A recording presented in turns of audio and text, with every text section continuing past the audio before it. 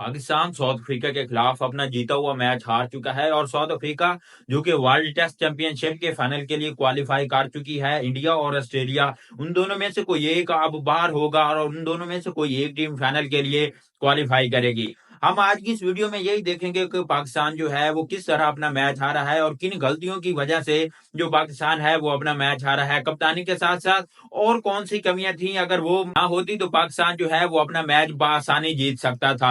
अगर सबसे पहले बात करें अपनी बैटिंग की, तो पाकिस्तान की जो बैटिंग थी वो ऑलमोस्ट कदरे बेहतर थी, क्योंकि जिस तरह की पिच बनाई गई थी और ये पिच ऑलमोस्ट 220, 230 और 250 रन के लगभग की थी। इससे ज्यादा रन यहाँ पर नहीं बनने थे जिस तरह की ये पिच बनाई गई थी। साउथ अफ्रीकन बैटर भी काफी ज्यादा मुश्किलात का शिकार हुए। अगर आप पहली इनिंग्स में भी देखें तो वहां पर भी टेल एंडर जो है वो रन बनाने में कामयाब हुए हैं। एडन मार्करम के अलावा कोई भी उनका टॉप का बैट्समैन वहां पर रन नहीं बना सका जिस तरह की पिच थी।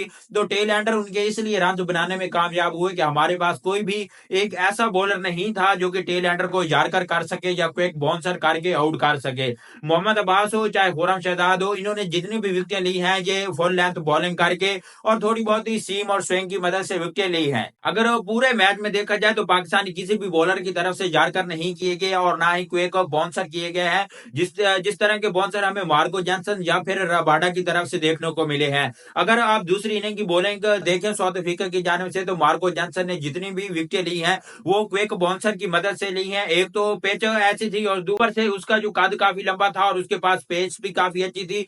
140 प्लस की उसके पास पेस थी, जिसकी वजह से जो रबाडा है वो आसानी से क्विक बाउंसर कर रहा था और साथ में मार्को जॉनसन भी आसानी से क्विक बाउंसर कर रहा था और पाकिस्तानी जो बैट्समैन है वो वहीं पर मुश्किलात का शिकार हो रहे थे। उसके बाद से अगर पाकिस्तान की बॉलिंग देखें तो पाकिस्तान की बॉलिंग में एक भी ऐसा बॉलर नहीं था जो 140 प्लस का बॉलर हो। नसीम शाह कोई भी अगर आप बात करें तो नसीम शाह भी जो है वो 135 के अंडर अंडर बॉलिंग कर रहा था, 135 के अराउंड बॉलिंग कर रहा था। 140 प्लस तो दूर की बात है, वो 140 को भी टच नहीं कर रहा था और ऊपर से ना उससे कोई क्विक बाउंसर हो रहा था और ना ही वो उससे कोई यार्कर हो रहा था। इसके बाद से अगर मोहम्मद अब्बास की बात करें तो मोहम्मद अब्बास ने जबरदस्त किस्म की बॉलिंग की है। आज मोहम्मद अब्बास की वजह से जो पाकिस्तान है वो मैच में वापस आया था और पाकिस्तान इस पोजीशन में हो गया था कि पाकिस्तान जो है वो बासानी मैच जीत सकता है। लेकिन मोहम्मद अब्बास की भी बॉलिंग इस कदर नहीं थी जिस तरह की बॉलिंग साउथ अफ्रीका के बॉलरों ने की है। दोनों तरफ स्विंग कराई गई है, यार्कर कराया गया है, एक अच्छी स्पीड के साथ बॉलिंग कराई गई है जो कि हमें पाकिस्तानी बॉलर में बिल्कुल ही नहीं देखने को मिली।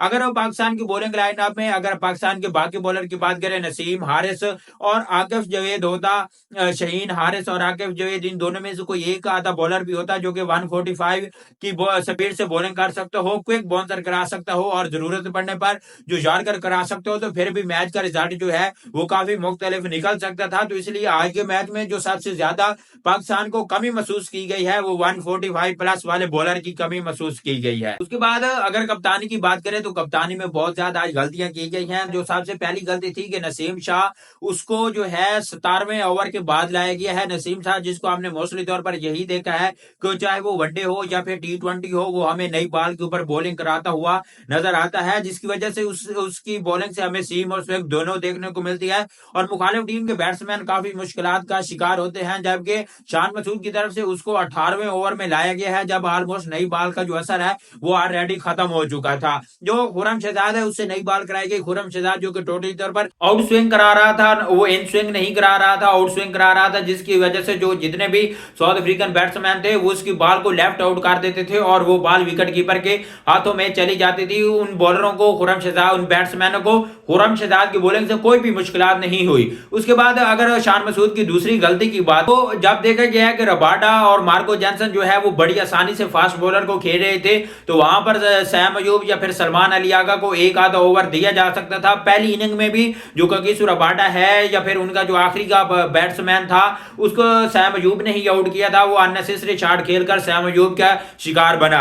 अगर आज के मैच में भी सैम अयूब या फिर सलमान अली आगा, इन दोनों में से किसी एक को बॉलिंग दी जाती तो मे भी हो सकता है कि वहां पर जो रबाडा है या फिर मार्को जॉनसन है उनकी विकेट निकल सकती थी। बाकी बॉलर को भी रन पड़ रहे रहे थे तो उनको भी रन पड़ जाते तो कौन सी नई बात होती। इसके अलावा खुरमशहजाद जिसे शुरू के ओवर कराया गया जो कि टोटली तौर पर आउट स्विंग करा रहा था, जब राइट हैंडर मौजूद थे तो वो आउट स्विंग करा रहा था, जो कि लेफ्ट हैंडर के लिए इन स्विंग बनती है। अगर पहली इनिंग में भी देखा जाए तो उसने डी जॉर्जी को बड़े जबरदस्त किस्म की इन स्विंग बॉल करा के बोल्ड किया था, तो लेफ्ट हैंडर के लिए वो एक खतरनाक बॉलर साबित हो सकता है खुरमशहजाद। जो रबाडा जो कि एक लेफ्ट हैंड से बैटिंग करता है, अगर रबाडा जब बैटिंग कर रहा था तो वहां पर खुरमशहजाद को बॉलिंग दी जाती तो वहां पर खुरमशहजाद अपनी इन स्विंग डिलीवरी से जो है वो रबाडा के लिए मुश्किलात पैदा कर सकता था, लेकिन वहां पर खुरमशहजाद को बॉलिंग नहीं दी गई। मुसलसल जो है वो नसीम शाह और मोहम्मद अब्बास से बॉलिंग कराई गई और एक ओवर बीच में आमिर जमाल को दिया गया, जिसने टोटली तौर पर जो है वो मैच का नक्शा बदल दिया।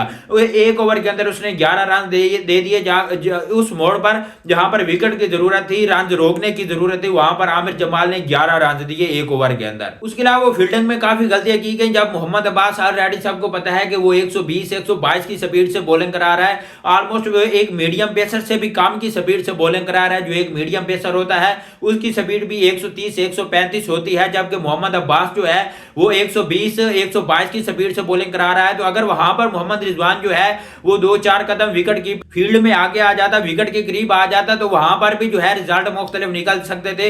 रबाडा जब मोहम्मद अब्बास बॉलिंग करा रहा था तो रबाडा की एक इनसाइड है जो कि मोहम्मद रिजवान तक पहुंचने से पहले जमीन पर ग्राउंड पर गिर गई बॉल। उसकी वजह यही थी कि मोहम्मद अब्बास की बॉलिंग में कोई स्पीड नहीं थी, जिसकी वजह से वो बॉल मोहम्मद रिजवान तक नहीं पहुंच सकी। अगर मोहम्मद रिजवान 2-4 कदम आगे खड़ा होता तो वहां पर जो है वो रबाडा आउट हो जाता और मैच का जो रिजल्ट है वो चेंज हो सकता था। तो यही वो गलतियां थी जो कि शान मसूद की कप्तानी की तरफ से की गई हैं और आज का मैच जो है वो टोटली तौर पर जो है वो पाकिस्तान यूं ही कह लें कि कैप्टनसी की वजह से हारा है।